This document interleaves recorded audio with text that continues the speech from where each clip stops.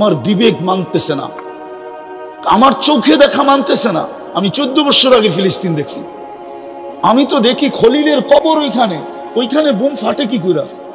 কবর তো খলিলের, খলিল বুঝেন, ইব্রাহিম খলিলের কবর। আমি তো চোখে দেখে বলতেছি, কবর আমার সামনে, এখন আপনাকে দেখাইতে পারতেছি না। খলিলের কবর যেখানে, ওইখানে বোম ফাটে কি করে? মুসা আলাইহিস সালামের কবর যেখানে, ওইখানে বোম ফাটে কি করে? মুসলমানের প্রথম কেবলা যেখানে, ওইখানে বোম ফাটে কি করে? 70 জন নবীর কবর যেখানে এখনো চিহ্নিত, ওইখানে ফাটে কি করে? ইতিহাস তো বলে দিয়ারুল আম্বিয়া, 4 জন নবী ব্যতীত, অল্প কয়েকজন নবী ব্যতীত 1.25 লক্ষ সব নবী শামে আসছে। আর শামের ক্যাপিটাল হলো ফিলিস্তিন আদি যুগ থেকে। ওইখানে বোম ফাটে কি করে? বুঝান, আমাকে বুঝান। আমি উলামাদেরকে প্রশ্ন করতেছি, আমাকে বুঝান কি করে ফাটে, কি করে ওইখানে বোম ফাটে? যেখানে 1.25 লক্ষ নবীর সম্মেলন হয়। মেরাজের রাত্রে 1.25 লক্ষ নবীর সম্মেলন ছিল বাইতুল মুকাদ্দাসে। আমাদের নবীজি ইমামতি করছেন, বয়ান করছেন, তারপরে সবার কাছ থেকে বিদায় নিয়ে গেছেন। সবাই বিদায় দিতে আসছে যে ওইখানে যাওয়া তো কারো পক্ষে সম্ভব না। আপনি যেখানে যাবেন ওইখানে ফেরেশতার যাওয়া সম্ভব না, জিবরিল মিকাইলের যাওয়া সম্ভব না, আরশের নিচে যারা আছে ওদেরও উপরে উঠা সম্ভব না, শুধু একমাত্র আপনার সম্ভব। আমরা তো যেতে পারবো না। বিদায় দিতে আসছে, আপনি যান, ভাগ্য আপনার। এই জন্য জিবরিল চলতে চলতে যায় বলছে আগে যান। আপনি, আমি এইখানেই শেষ। বলছে কেন? 2 কারণ। আমার আগে যাওয়ার অনুমতি নেই। কি নাই? দ্বিতীয় আরেকটা কানে কানে বলছেন, আমার শরীরে ফিটনেসও নেই। মনে হয় ফিটনেস বুঝেন না, ঠিক না? হ্যাঁ, খালি না এদিকে ওদিকে গাটাগাটি করেন। যারা প্লেনে চাকরি করে ওদেরকে প্রতি বছরে বডি ফিটনেস রিনিউ করতে হয়, এটা জানেন? যারা ফ্লাইটে চাকরি করে, ফ্লাইটে যারা বিমান চালায় ওদেরকে প্রতি বছর চেক আপ করে বডি ফিটনেস রিনিউ করতে হয়। জিজ্ঞেস করে দেখেন, নাহলে সার্চ দেন, ওয়েবসাইটে যে পাবেন। ওদেরকে বডি ফিটনেস প্রতি বছর চেক করে ওদেরকে তারপরে এটা রিনিউ করতে হয়। নাইলে একটা প্লেন নিয়ে উড়বে, ওর বডি ফিটনেস নাই, এতটি মানুষও মরবে, ও মরবে। হ্যাঁ, তো জিবরিল বলতেছিল আমার ফিটনেস নাই, অনুমতিও নাই, ফিটনেসও নাই, আপনি একা যান। যেতে যেতে কোথায় গেছেন? কুরআন বলে কাবা কাউসাইনি আও আদনা সুম্মা দানা ফাতাদাল্লা ফাআওহা ইলা আবদিহি মা আওহা। জয়া বিলকুল পাশে বসছেন, পাশে। কোথায়? পাশে জয়া বসছেন। ওই বন্ধু 1.25 লক্ষ নবীদের সম্মেলন যেখানে হইল, সবার কথা বাদ দিলাম, আপনি মুহাম্মদুর রাসূলুল্লাহ চিনেন না। আমরা চিনি না, আসলে চিনি না।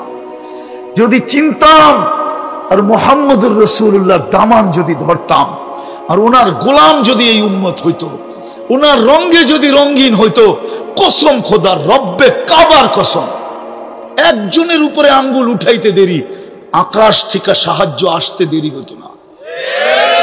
একজনের উপরে আঙ্গুল উঠাইতে দেরি। আছে, প্রমাণ আছে আমার কাছে, ইতিহাসের পাতায় প্রমাণ আছে, একজনের উপরে আঙ্গুল উঠাইছে, একজনের উপরে। কোরআন এটাই বলে, একজনের উপরে আঙ্গুল উঠাইছে। শুধু প্রসিদ্ধ হয়ে গেছে, একজন শহীদ হয়ে গেছে। কয়জন? ওসমান রাদিয়াল্লাহু তাআলা আনহু কি হয়েছে? আসলে মিথ্যা ছিল না সত্য ছিল?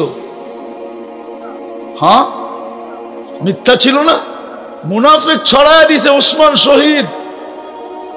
আল্লাহ রসুল সাহাবাদেরকে পরামর্শ করছে, কি করবা? ওসমান তো শহীদ হয়ে গেছে।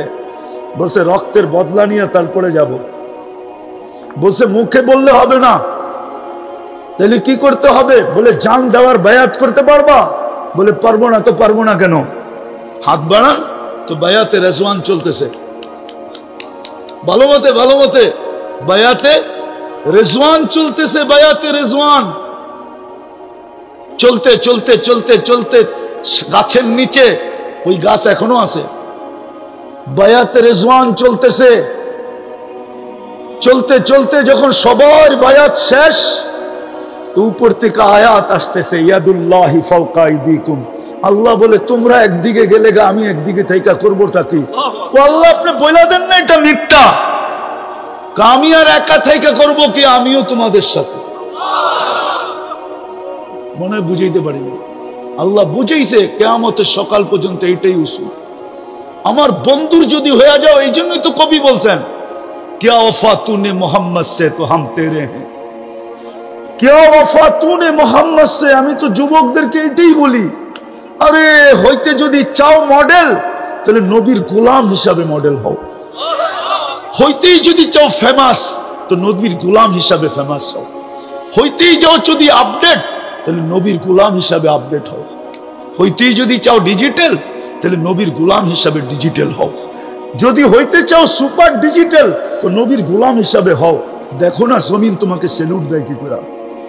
আমি হাদিস দিব, রব্বে কাবার কসম, যুবক তুই চলবি, জমিন তোকে সেলুট দিবে আর বলবে মাতা মাসিরু কাফি বাতনি, তুই আমার পেটে কবে আসবি, তোকে আমি আপ্যায়ন করব। কবে আসবি বল, কিতাবে আছে।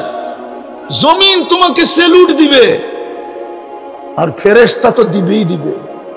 নাইলে কোরআন কেন বলবে তাতানাজ্জালু আলাইহিমুল মালাইকা, ফেরেশতা কি আয়েশা তোমার চেহারা দেখবে? আয়েশা প্রথমে সেলুট দিবে। ইসলামের চেয়ে ভালোবাসা দুনিয়ার কোন ধর্ম শিখায় নাই। আজকের কথা না, বহুত দিন আগের কথা। ইতিহাস তো আমরা পড়ি না, আমরা যা পেপারে পাই ওইটাই পড়ি, ফেসবুকে যা পাই ওইটাই পড়ি। আসল ইতিহাস তো আমরা পড়ি না। স্পেনে যখন মুসলমানদের সাথে হারে, তো ওইখানে একটা তর্ক বিতর্ক ছিল। তর্ক বিতর্কের ভিতরে সবচেয়ে প্রথম তর্ক বিতর্কের ভিতরে যেটা ছিল, যে কোন ধর্মে এরকম একটা শব্দ আছে যেই শব্দটা সারা দুনিয়ার মানুষকে একসাথে জুড়তে পারে।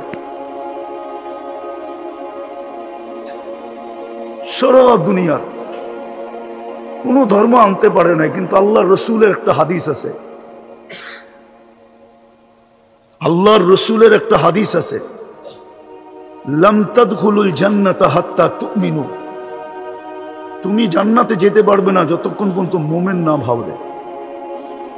ওয়ালা তুমিনু হাত্তা তাহাব্বু, যতক্ষণ পর্যন্ত পরিপূর্ণ মুমিন হবে না যতক্ষণ পর্যন্ত আপোষে ভালোবাসা না থাকবে। তারপরে বলছে হাল আদুল্লুকুম আলা শাইইন ইযা ফাআলতুমুহু আহবাবতুম, এরকম জাদু শিখায়া দিব যেটা ব্যবহার করলে তোমাদের আপোষে ভালোবাসা পয়দা হবে। সারা দুনিয়ার আপোষে ভালোবাসা পয়দা হবে। বলছি ইয়া রাসূলুল্লাহ শিখায়া দেন না। বলছে উফসুস সালামা ফিমা বাইনাকুম, চিনো আর না চিনো একে অপরকে সালাম দাও। সালাম তোমাদের ভিতরে ভালোবাসা সৃষ্টি করবে। দুনিয়া ইসলামের চেয়ে বেশি ভালোবাসা, দুনিয়া আগে জানতো না ভালোবাসা কি জিনিস। ভালোবাসাই যদি জানতো, তাহলে নিজের মেয়েকে নিজে কবর, জীবিত কবর দিত কি করে বলেন? আপনি আমাকে যুক্তি দিয়ে বুঝান। যদি ভালোবাসাই দুনিয়া জানতো, তাহলে নিজের মেয়েকে, জীবিত মেয়েকে নিজে কবর দিত কি করে বলেন? আমাকে যুক্তি দিয়ে বুঝান। বুঝা গেল ওই সময় ভালোবাসা কি জিনিস জানতো না। ভালোবাসা কি জিনিস? যেই ইসলাম দুনিয়াকে ভালোবাসা শিখাইল, যদি ইসলামেরই দাম আমাদের কাছে থাকতো, তাহলে যুবক যুবতীরা 14 তারিখ উদযাপন করে কি করে না করে না? জিজ্ঞেস করেন। 14 তারিখে ফুল দেয়, হোটেলে বসায় খাওয়ায়, পছন্দের পার্সেল হাতে দিয়া দেয়।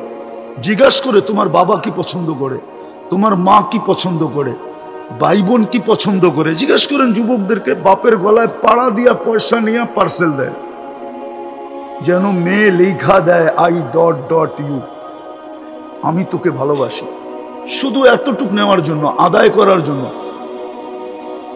কিন্তু ইসলাম তো সর্বপ্রথম দুনিয়াতে ভালোবাসা শিখাইল। এরকম এক একটা নেন, ইসলাম আসার পূর্বে কেউ জানতো না। আজকে যে ভালোবাসা ভালোবাসা ডে, অধিকার অধিকার নিয়ে চিল্লায়, দুনিয়া অধিকার তো শিখছে ইসলাম থেকে। বলেন এটা কোন অধিকার ছিল? যখন মেয়েদের মাসের পিরিয়ড হয়, তো দুনিয়া তো জানতো, দুনিয়ার ইতিহাস উঠান, ওই কয়দিনের জন্য মেয়েকে ঘরের বাহিরে রাখা হতো, যেরকম গরু ছাগলকে রাখা হয়। যতক্ষণ পর্যন্ত সে পবিত্র না হতো সে ঘরে ঢুকতে পারতো না। বলো হুজুররা ভুল বলতেছি কিনা? ইতিহাসের পাতায় তো লেখা আছে। স্বামীর যে স্ত্রীর যে হক, আগে তো কিছু ছিলই না,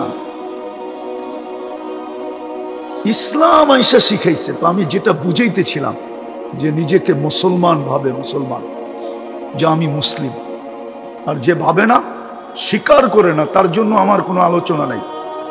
সে চলতে থাকুক, কেননা আল্লাহ ইচ্ছা স্বাধীনতা দিছেন, ইচ্ছা স্বাধীনতা দিছেন আল্লাহ। বিদা আল্লাহ কাউকে বাধা সৃষ্টি করেন না।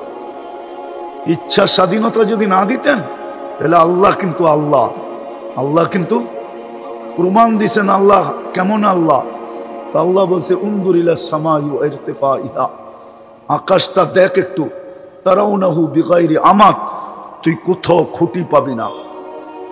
এই বিশাল আকাশকে যদি আমি খুঁটি ছাড়া দাঁড় করাইতে পারি, তো তোর মতো 6 ফিটের মানুষ কি বলেন? আপনি যুক্তিতে বলেন, কোরআন হাদিস রাখেন, আপনি বিবেককে প্রশ্ন করেন, যে আল্লাহ এই আকাশটাকে খুঁটি ছাড়া দাঁড় করাইতে পারে, আপনার মতো আমার মতো একটা 6 ফিটের মানুষ আল্লাহর সামনে কি বলেন? আল্লাহ বলে আকাশটা দিয়ে তোর বুঝে আসে না? তো উনজুর ইলা শামসি ওয়া শুআইহা, সূর্য দেখ আর কিরণটা দেখ। 365 দিন 365 কক্ষপথে উঠতে বাধ্য। তোদের বিজ্ঞান বলে তোদের দুনিয়ার থেকে 13 লক্ষ গুণ বড়। এটাকে যদি আমি বাধ্য করতে পারি, তো তোর মতো 6 ফিটের মানুষ আমার সামনে কি? একটু ভাবেন না।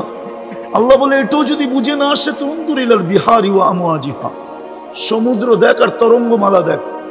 ওটাকে কি করে কন্ট্রোল করি? ওটা তো গর্জন করতে করতে কুলের দিকে আসে, বড় ঢেউ উঠতে উঠতে উঠতে উঠতে পাহাড় সমান হয়ে কুলের দিকে আসতে থাকে, শো শো আওয়াজ করতে করতে। কিন্তু যখনই কুলে আসে তো আমাতাহুল্লাহু মাউতাতান, আল্লাহ বলে আমি ওকে এইখানেই মৌত দিয়া দিই। যদি ওটাকে সামলাইতে পারি, তো তুই কি জিনিস, 6 ফিটের একটা মানুষ। আল্লাহ বলে এটাও বুঝে আসে না? তাহলে উনজুর ইলাল জিবালি ওয়া ইস্তিকরারিহা, পাহাড় দেখ আর দৃঢ়তা দেখ। যদি ওটাকে আমি প্যারাগ হিসাবে ব্যবহার করতে পারি, তাহলে পাহাড়ের সামনে ও মানুষ, তুই কি, তুমি কতটুকু?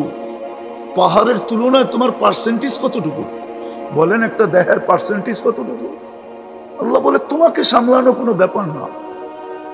বিদায় ইচ্ছা স্বাধীনতা দিছেন, বিদায় আজকে যার যেমন মনে চায় চলতে পারি। ইচ্ছা স্বাধীনতা যদি না দিতেন, তাইলে কারো সারাদিন বক্ষণ করি কাঠটা। আরে বলেন না, কাঠটা বক্ষণ করি সারাদিন, অক্সিজেন কাম নেন। মানলাম খাদ্যটা আপনি জমিনে উৎপন্ন করেন, কিন্তু অক্সিজেনটা কোন জায়গায় উৎপন্ন করেন বলেন? কোন ফ্যাক্টরিতে অক্সিজেন তৈরি হয় বলেন? কোন ফ্যাক্টরিতে অক্সিজেন তৈরি হয়? অক্সিজেন কান নেন? কয় লিটার নেন বলেন না? 550 লিটার নেই। লিটার বোঝেন? লিটার, আরে বোঝেন লিটার? বাজারে তেল কিনতে যান না, 1 লিটার 2 লিটার 5 লিটারের তেলের বোতল থাকে, ঠিক না? 550 1 লিটারের জমা করেন, যতটুকু হবে অত লিটার নেন, কাটটা নেন। হায় হায়, 550 লিটার অক্সিজেন নেই। ইচ্ছা স্বাধীনতা দিছে বিদায় কিচ্ছু বলে না। যদি ইচ্ছা স্বাধীনতা না দিতেন, অক্সিজেন নিব যুবক আল্লাহ, আর ও চুল কাটবে আল্লাহর বিরুদ্ধে। অক্সিজেন নিবে আল্লাহ, আর ও মানাবে 31st নাইট। অক্সিজেন নিবে আল্লাহ, আর ওর পোশাক আশাক হবে বেদিনের। আসতেছে দিন, এই জন্যই তো মার খেতেছি, মার তো এই জন্যই খেতেছি। শুধু ফিলিস্তিনে তো মার খাইতেছে না, বাংলাদেশও তো মার খাইতেছি, ঠিক না? না কালকে খান নাই মার? হ্যাঁ খান নাই? এত সুখে থাকার পরেও আমরা তো দুনিয়া ঘুরি, আমরা চিনি। বাংলাদেশের হিন্দুরা তো বাংলাদেশে যতটুকু সুখে আছে, কথায় কথা বলতেছি কারো বিরুদ্ধে না, এতটুকু সুখে তো ইন্ডিয়াও নাই। আমরা চিনি ওইখানে বৈষম্য আছে, বৈষম্য। উচ্চ উচ্চ ধরনের হিন্দু, মিডিয়াম ধরনের হিন্দু, নিম্ন ধরনের বংশের দিকে বৈষম্য আছে ওইখানে, উচ্চ বংশের নিম্ন বংশের। আমাদের দেশে তো কোনো বৈষম্য নাই। যদি বৈষম্য থাকতো তাহলে আমি একজন এমপির নাম বলবো, তিনবার এমপি হয়েছে, ও এমপি হয়তো হয় কি করে? ও তো দাস ছিল, দাস। হিন্দুদের ভিতরে নিম্ন বংশ হলো দাস। দাস চিনেন? দাস কাকে বলে? হ্যাঁ, নাম বলেন না, দাস চিনেন? দাস কাকে বলে? বিক্রমপুরের মানুষ দাস চেনেন না আপনারা? কে?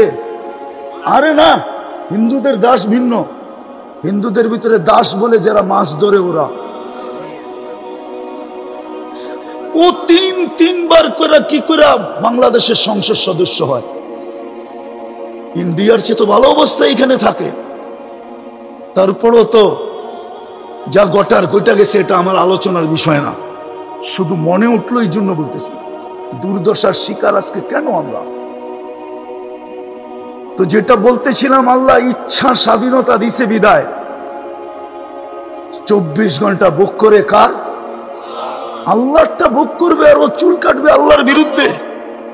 আল্লাহটা ভোগ করবে আর মানাবে 14 তারিখ। আল্লাহটা ভোগ করবে আর ও উদযাপন করবে 31st নাইট। আল্লাহটা ভোগ করবে 24 ঘন্টা। যুবকের বাহাদুরির উৎস কি বলেন তো? যৌবন, যৌবন, ঠিক না? যৌবন কে দিছে? যুবকের বাহাদুরির উৎস কি? রূপসীর বাহাদুরির উৎস কি? টাকা আলার বাহাদুরির উৎস কি? টাকা কে দিছে? সম্পত্তি আলার বাহাদুরির উৎস কি? কি? উনি যেরকম বলে আমি এটার মতো আল্লি মেনা নিলাম, ঠিক আছে। জমিনের মালিক কে বানাইছে? হ্যাঁ, ওনার মোতাল্লি হওয়ার উৎস কি? ব্যক্তিত্ব, শরীরটা, দেহটা, নামটা, বংশটা, জমিনটা। কি? জমিনের মালিক কে বানাইছে? রাগ হয়েন না, আমি বুঝাইতে চেতেছি একটা জিনিস, বুঝের প্রয়োজন। নাইলে এটা সত্য, আমাদেরকে মার খাওয়াবে, এতে কোনো সন্দেহ নাই। কোরআনে আছে, কোরআনে তোমাদেরকে আমি মার খাওয়াবো। আর মায়ের এই জন্য খাওয়াবো, এই জন্য খাওয়াবো। হায় হায়, ও মেরে দোস্ত বলেন, ওয়াশিং মেশিন চিনেন? হ্যাঁ, হাতে কাপড় যেইভাবে ধোয়, ওয়াশিং মেশিন কি এইভাবে ধোয়? ও তো মেশিন দিয়ে ধোয়, ঠিক না? ওর ঘুরার গতিটা কি হাতের গতির সাথে সমান না বেশি? হ্যাঁ হ্যাঁ, আপনি কাপড়টার জবান নাই, তাহলে কাপড়টাকে জিজ্ঞাসা করতে পারতেন তুই কষ্ট পাস কিরকম। কিন্তু আপনি ওয়াশিং মেশিনে কেন দেন? যেন আমি কষ্টের থেকে বাঁচি, ঠিক না? আর কাপড়টা সুন্দরভাবে কি হোক, পরিষ্কার হোক। এই জন্যই তো, দুটা কারণই তো। কাপড়টা সুন্দর পরিষ্কার হবে আর আমি কষ্টের থেকে বাঁচি। আল্লাহ আপনাকে আমাকে ওয়াশ করবে, ওয়াশ। আমি হাদিস দিতেছি, ইল্লাম ইয়াতুবু ফানা তাবিবুহুম। যদি তোমরা আমারটা না মানলে, কেননা আমি তোমাদেরকে মুসলমানের ঘরে নির্বাচিত করছি। নির্বাচক কে? কে নির্বাচক? হ্যাঁ, দলের থেকে নির্বাচিত হয়ে যদি দলের বিরুদ্ধে যায় তো শাস্তি কে দেয়? আরে মিয়া, দল দেয়। কে দেয়? বহিষ্কার কে করে? শাস্তি কে দেয়? চিরদিনের জন্য বহিষ্কার কে করে? আপনাকে মুসলমানের ঘরে নির্বাচিত করছে কে? মানুষ হিসাবে নির্বাচিত করছে কে? উম্মতে মুহাম্মদী হিসাবে নির্বাচিত করছে কে? মানুষ হিসাবেই তো আপনি বেনিফিট নিতেছেন, ঠিক না? গরু যেই বেনিফিট নেয়, আপনি কি ওইটা নেন? গরু তো ঘাস খায়া বেনিফিট নেয়, আপনি তো গরুটা পুরা খায়া বেনিফিট নেন। গরু তো শুধু ঘাস খায়া বেনিফিট নিল, আর আপনি কিটা খান? দুধও খান, ঠিক না? হ্যাঁ, ওই যে একটা ছোটবেলায় শুনছিলাম, লাউয়ের আগা খাইলো, ডোকা খাইলো, তারপরেও ডুগডুগি বানাইলো। আপনি তো গরুটা পুরা খায়া তারপরে উপকৃত হন। গরু তো শুধু ঘাস খায়। মনে হয় বুঝাইতে পারি নাই। আপনি কার, কে আপনাকে নির্বাচিত করছে? মানুষ হিসাবে। সমস্ত জিনিসের ভোগ কে করে? মানুষ করে। সব জিনিসের ভোগ কে করে? হ্যাঁ, আজ পর্যন্ত পদ্মা খায়া দেখছে আর ইলিশের দাম মজা কত? হ্যাঁ, আপনারা তো স্টিকার লাগা বেচন পদ্মার ইলিশ, ঠিক না? এখনো তো ইলিশ আছে, ঠিক না? পদ্মায় বৃহস্পতিবার আইতে দেরি, এগুলা কি সব পদ্মার ইলিশ? পদ্মায় তো চরই চর, ইলিশ আসলো কোথেকে? যারা খাইতে যায় ওদেরও তো বিবেক নষ্ট হয়ে গেছে। ও তো কোনোদিন জিজ্ঞেস করে না হোটেল আলারা, পদ্মা তো পুরাটাই চরবে, তুই ইলিশ পাইলি কই বল? আবার বলতেছি পদ্মার ইলিশ, এত বড় মিথ্যা। আমি হোটেল আলাদের ব্যবসায় দশ নামাইতে চাই না, যে আমাকে চান্দা দেয় না দেখে আমি বলতেছি, কিন্তু একটা বিবেকের কথা বলেন, পদ্মায় চর না চর না? হ্যাঁ, তাহলে ইলিশ কোথেকে আসলো? ইলিশ কি ডাঙ্গায় হয়? ও পদ্মার করে তো বেচে, ঠিক না? তাহলে পদ্মা তো কোনোদিন খায়া দেখলো না ইলিশে মজা কত। চোষা আম গাছ তো কোনোদিন খায়া দেখলো না ওর চোষায় মজা কত। হাড়িভাঙ্গা তো খায়া দেখলো না কোনোদিন যে ওর হাড়িভাঙ্গায় মজা কত। তো সব ভোগ অধিকার আপনাকে দিলেন, মানুষ হিসেবে নির্বাচিত করলেন কে? হ্যাঁ, আজকে আপনার ভিতরে কতটুকু মানুষত্ব আছে বলেন? আপনি তো বলেন মানুষ আপনি, ঠিক না? হ্যাঁ, মুসলমানের ঘরে কে নির্বাচিত করলো? উম্মতে মুহাম্মদী কে বানাইলো? সবগুলার নির্বাচক কে? আল্লাহ। তাইলে এইবার বোঝেন আমার কথা, সবগুলার নির্বাচক যখন কে? আরে কে নির্বাচক? সবগুলার নির্বাচক কে? আল্লাহ নির্বাচক। যখন সবগুলার নির্বাচক আল্লাহ, সবগুলার নির্বাচক কে? সবগুলার নির্বাচক কে? এদিকে ধ্যান দেন, এদিকে। আমি কথার শেষ জায়গায় চলে আসছি, আমি কথার বিলকুল শেষ জায়গায় চলে আসছি। এই দিকে ধ্যান দেন, এই দিকে ধ্যান দেন। সবগুলার নির্বাচক কে? আজকে ইচ্ছা স্বাধীনতা দিচ্ছেন দেখে আপনি যা খুশি তা করতে পারেন। হ্যাঁ, পঞ্চম নম্বর ইচ্ছা স্বাধীনতা এটাই। কয় নম্বর? যেমন খুশি তেমন চলো। কতদিন?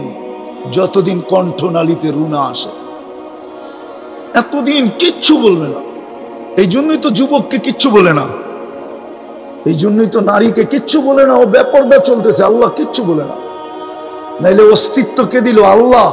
আর ও চলবে বিকেনি পুরা। আপনার বিবেককে প্রশ্ন করেন, এটা কি করে সম্ভব হয়?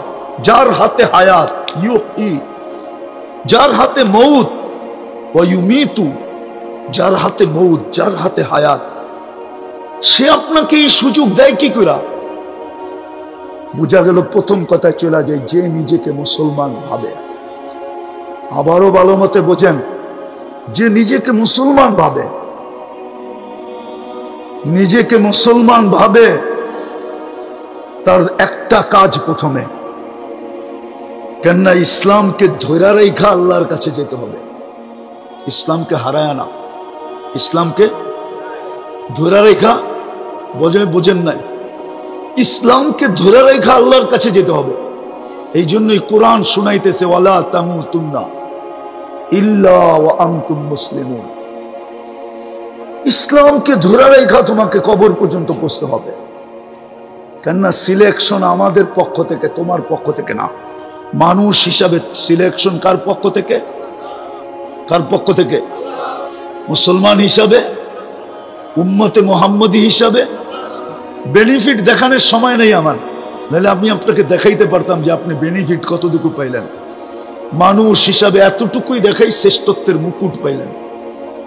আপনি বুকে হাত দিয়া বলতে পারেন আমি সৃষ্টির সেরা। এর চেয়ে বড় বেনিফিট কি চান? মুসলমান হিসাবে আপনি বেনিফিট পাইলেন, এর চেয়ে বড় বেনিফিট কি চান? এর চেয়ে বড় বেনিফিট কি চান? ইন্নাল্লাহ আস্তাফা লাকুমুদ্দিন। যে আল্লাহ আপনাকে মুসলমান হিসাবে নির্বাচিত করলো, আপনি আল্লাহর পক্ষ থেকে চলেন। একটা আয়াত মনে উঠলো, আজকে আমার সমাজের যারা মুসলমান হিসাবে পরিচয় দিতে চায় না, শুধু ওরা কাগজে মুসলমান। কাগজে কি? আরে কাগজে মুসলমান বুঝেন? মনে হয় বোঝেন নাই। কাগজে মুসলমান হইল যেখানে ধর্ম কি লিখতে হয় ওইখানে ও চুপে লেখা দিয়ে আসছে ইসলাম। কি মনে হয় বোঝেন নাই? যেইখানে শুধু ধর্ম লিখতে হয়েছে, ধর্ম কি? আপনি জান আমাদের দেশের যত নাস্তিক আছে সবাই আইডি কার্ড আপনি তালাশ করেন যে অনলাইনে, দেখবেন ধর্মের জায়গায় ও চুপে লেখা আছে ইসলাম। ওর জমিনের দলিলে পাবেন লেখা আছে ইসলাম, ওর পাসপোর্টে পাবেন লেখা আছে ইসলাম। ধর্মের জায়গায় যেইখানে ইসলাম লিখতে হয় ওইখানে চুপে লেখা আছে ইসলাম। মনে হয় বুঝাইতে পারি নাই। সে হলো কাগজে কি, কাগজে কি, কিন্তু সারাদিন বিরোধিতা করে কিসের? ইসলামের। বুঝায় আমি মুসলমান না, ওই যে ফেরাউনের মতো সারাদিন শুনছি উলামাদের থেকে, সারাদিন বলতো আমি খোদা খোদা খোদা খোদা, রাত্রে বলে চুপে যায় না মাঝে সেজদা করে বলতো মালিক কমসে কম আমারটা টিকায় রাখ না, আমি তো জানি আমি অল্প কয়েকদিনের খোদা, খোদা তো তুমি, আসল তো তুমি, কিন্তু দাবি তো করে ফেলছি, করবোটা কি? কমসে কম কয়েকদিন আমাকে টিকায় রাখো, তুমি বাঁচায় রাখো। তো রাত্রে যায় চুপে চুপে কি বলতো? তো ঠিক এরা টকশোতে এটাই বলে ইসলামের বিরুদ্ধে, কিন্তু যেখানে ধর্ম লিখতে হয় কি লেখা আসে চুপে চুপে? চ্যালেঞ্জ আপনার সাথে, আপনি দেখেন যে অনলাইনে। তো বেনিফিট দেখাইতেছিলাম, কেননা আজকে অনলাইনের যুগ, ঠিক না? কি যুগ? অনলাইনের যুগ না, সবকিছুই তো অনলাইনে, ঠিক না? আমি বয়ান করতেছি সবকিছু কিন্তু অনলাইনে যেতেছে, সত্য তো? তো অনলাইনে তো ওরা জানে যে ও আসলে মুসলমান। তো দুযোগে একদিন জিজ্ঞাসা করবে, কিরে তুই না অনলাইনে মুসলমান ছিলি, সব জায়গায় দেখি তুই ইসলাম লেখা আসতি, তো তোর ইসলাম লেখাটা তোকে কি উপকার দিল? তুই তো আমাদের সাথেই খাস, আমাদের সাথে বসস, আমাদের সাথে থাকস, এক দুযোগে থাকি, তোর আর আমার গ্রেডও একই, কোনো উপরে নিচে নাই। তাহলে তুই যে চুপে চুপে ইসলাম লেখা আসতি, এটা ফায়দা দিল কি তোকে? কি লাভ দিল? কেন লেখলি তুই? হায় আফসোস, ওই দিন আল্লাহর রহমতে এদের জন্য জোশ উঠবে, কসম খোদা, এদের জন্য আল্লাহর রহমতে জোশ উঠবে ওই দিন। ইয়াউমা ইয়াওয়াদ্দুল্লাযীনা কাফারু, যেই দিন দেখবে জোশ উঠবে, আল্লাহ বলবে জিবরিল এদেরকে বের কর। এদেরকে যখন বাহির করবে তো কাফেররা চিৎকার দিবে, ইয়াউমা ইয়াওয়াদ্দুল্লাযীনা কাফারু লাউ কানু মুসলিমিন। হায় আমরা যদি অনলাইন মুসলমান হইতাম। এটা হলো মুসলমান হওয়ার সর্বশেষ বেনিফিট। বড়গুলা তো বাদই দিলাম, উম্মতে মুহাম্মদী হওয়ার বেনিফিট একটা বলি, বেনিফিট একটা বলি, উম্মতে মুহাম্মদী হওয়ার বেনিফিট। আদম আলাইহিস সালাম বলতেছিল যে আমি একটা ভুল করছি। কয়টা?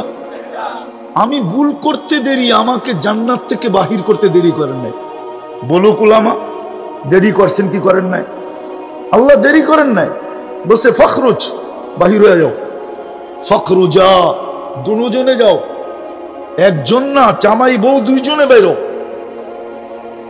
কিন্তু উম্মতে মুহাম্মদী ভুল করবে না, সারা দিন গুনাহ করবে। সারা দিন কি করবে? গুনাহ করবে। আল্লাহ রাত্রে ডাইকা ডাইকা গুনাহ মাফ করবে, তারপরে জান্নাত হাতে উঠায় দিয়ে দিবে। বুখারী শরীফে আছে। এই তো 3 ভাগের 1 ভাগ অতিবাহিত হওয়ার সময় 3 ঘন্টা 15 মিনিট হয়ে গেছে, সূর্য ডুবে গেছে। আজকে সুবে সাদেক ফজর শুরু হবে 5টা 2-এ, 3 ভাগের 1 ভাগ অতিবাহিত হওয়ার কাছাকাছি, বিলকুল কাছাকাছি। আল্লাহ প্রথম আকাশে চলে আসবে আর আয়েশা আমাকে ডাকবে, হাল মিন মুস্তাগফির। ও বন্ধুর উম্মত, কে সারাদিন গুনাহ করছো, চলে আসছি, আও আসো, আমি শুধু গুনাহ মাফ করব না, আলা মিন মুস্তাগফির ফাগফির আলা, গ্যারান্টি দিতেছেন, গ্যারান্টি আয়, হাত তুলতে দেরি, আমি মাফ করতে দেরি করব না। আর শুধু গুনাহ মাফ করব না, গুনাহ মাফ, তারপরে কি? আরে বলেন না, তারপরে কি? জান্নাত, ঠিক না? এই বিক্রমপুরের বাড়ির মতো জান্নাত। হ্যাঁ, সব বাড়ি বাদ দিলাম, 200-400 বাড়ি তো পাওয়া যাবে বিক্রমপুরে, দেখলে চোখ লাগে, ঠিক না? ওরকম বাড়ি। হ্যাঁ, জান্নাতের বাড়ি তো 1 ইট সোনার 1 ইট রূপার, এতটুক ছোট বাড়ি। হ্যাঁ, এটার দিকে তাকাইলো, মাঝে মাঝে জিজ্ঞাসা করে তাকাইলেন কেন? বাবুই অন্যরকম, ঠিক না? কি মনে হয় বোঝেন নাই? মাঝে মাঝে তো দেখি তাকাইলেও জিজ্ঞেস করে তাকাইলেন কেন, কি মতলবে তাকাইলেন? ছোট একটা বাড়ি করে বাবায়া পড়ছে, মনে হয় আমরা এগোরে চিনি না। হ্যাঁ, কেউ না চিনলো আমি চিনি, রাগ হবেন না, পায়ে হাত রাখি। কেউ না চিনলো আমি এদেরকে চিনি। হয়তো দুই একটা বাড়িওয়ালাকে চিনবো না, বাকি সবাইরে চিনি আমি। তো বড়ই তো এসি ঢাকা শহরে, এমন তো না, চিনি।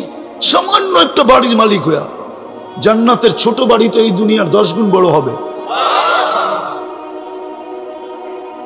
এই দুনিয়ার 10 গুণ বড়। এই পচা মাটি, জান্নাতের মাটি তো মুস্কার জাফরান। এই বাড়ির গুলার ভিতরে ফার্নিচার আর কি, লোহা লক্করই তো, কাঠই তো, কাঠ দিয়া বানাইছে না, ঠিক না? জান্নাতের কোনো ফার্নিচারই তো কাঠের না, সব ফার্নিচার সোনার, নাইলে রূপার, নাইলে জবরজুদ, নাইলে জমররুদ, নাইলে ইয়াকুত, নাইলে মারজান, নাইলে মুক্তা, নাইলে হীরা। হীরা দিয়া ফার্নিচার হবে, হীরা দিয়া। বিশ্বাস হয় না? না মানে হইব কোত্থেকা? হীরা তো দেখেনি নাই, কোত্থেকে বিশ্বাস হবে? যুবকদের যদি বিশ্বাস হইতো তাহলে ওদের অবস্থা তো এরকম হতো না। আমার তো বিশ্বাস, যদি জান্নাত আমাদের বিশ্বাস হইতো তো কোনো বাড়ির মা বোনরা কোনোদিন চাহিদা রাখতো না, কোনো বাড়িতে চাহিদা থাকতো না, কোনো বাড়িতে পাওয়ার না পাওয়ার বিরুদ্ধে অভিযোগ হতো না, সন্তান কোনোদিন মা বাবার কাছে চাহিদা রাখতো না। বরং যদি মা বাবা জিজ্ঞেস করতো তোদের কিছু লাগবে না, তো বলতো মা 60-70 বছরই তো থাকবো, জান্নাতে সব শুনছি রাখা আছে, ওইখানে যা তোমাদের কাছ থেকে খুব চাবো। আর তোমাদের কাছ থেকে কি চাবো? আল্লাহর কাছেই চাবো। আল্লাহ তো বলে দিছে মা তাস্তাহি, যা চাবো তাই হবে। জান্নাতের গান যদি জানতো তাহলে দুনিয়ার যুবক কোনোদিন গান শুনতো না। ও তো অপেক্ষা করতো বলবো কবে জান্নাতের গান শুনবো কবে। জান্নাতের ডান্স যদি জানতো তো যুবক মুসলমান কোনোদিন দুনিয়াতে ডান্স দেখতো না। ও তো অপেক্ষা করতো কবে মরবো জান্নাতের ডান্স দেখবো। প্রসাদনীর কথা যদি, জান্নাত যদি বিশ্বাস হইতো তো আমাদের বাড়িগুলা মিনি কসমেটিক্সের দোকান হইতো না। বিক্রমপুরের এক বাড়িও নাই যেই বাড়ি মিনি কসমেটিক্সের দোকান না। এত কসমেটিক্স রাখা আছে, প্রসাদনী রাখা আছে, ছোট একটা দোকান দেওয়া যাবে না? যাবে না? মনে হয় বিশ্বাস করেন না, ঠিক না? হ্যাঁ না নাই? হ্যাঁ, হায় হায় হায়। ওর যদি জান্নাতের বিশ্বাস হইতো কোনদিন ওই পুরান যুগেরটা লাগাইতো, আমাকে মাচা চিরা যেটা লাগাইতো। মাচা চিরে জিজ্ঞেস করলে আপনি এটা লাগান কেন, তো বলতো শরীরটা তো পচিয়ে যাবে, দামিটা লাগায় লাভ কি? একদিন তো মাটির সাথে মিশেই যাবে, এটাকে যত্ন করে লাভ কি? জান্নাতে যে লাগাবো। জান্নাতে তো প্রসাদনী রাখা আছে, তাহলে তো মুসলমানের এই দুরবস্থা হইতো না যদি জান্নাত এখানে বসা থাকতো। কসম খোদা, কসম খোদা, খোদার কসম, মুসলমানের লোভ হইতো না, লোভ। তো যেটা বুঝাইতেছিলাম প্রত্যেকে জানি কই হারায় গেলাম, যে আজকে জান্নাতের একিন নাই, তো উম্মতে মুহাম্মদী হওয়ার বেনিফিট দেখাইতেছিলাম।